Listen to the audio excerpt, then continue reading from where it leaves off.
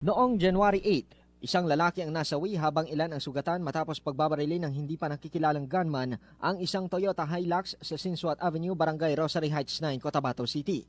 Kinilala ang biktima na si Ahmad Canapia Uto, residente ng Maguindanao del Sur. Patuloy ang investigasyon sa motibo at salarin.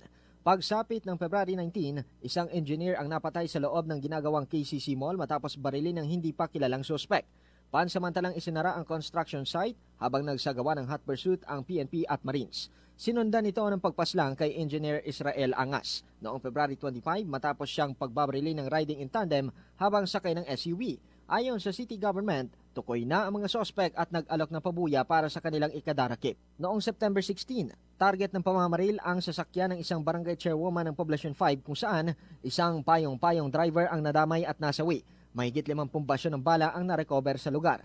Muli ring nasadlak sa karahasan ang Poblacion 5 noong October 4 matapos namang mapatay ang magkapatid na sina Prince Muhaz Rafsanjani Matanog, SK Chairman ng barangay, at Muammar Salvador Matanog. Isang pulis ang nasugatan sa engkwentro at nag-alok ang lungsod ng 500,000 pesos na pabuya. At noong November 27, isang opisyal ng MBHT IBARM ang nasugatan sa pamamaril sa Rosary Heights 9 at agad na naisugod sa pagamutan. Sa kabila ng mga hamon sa kapayapaan, tiniyak ng lokal na pamahalaan at kapulisan ng Cotabato City ang patuloy na aksyon upang maihatid ang hustisya at mapanatili ang seguridad ng mamamayan.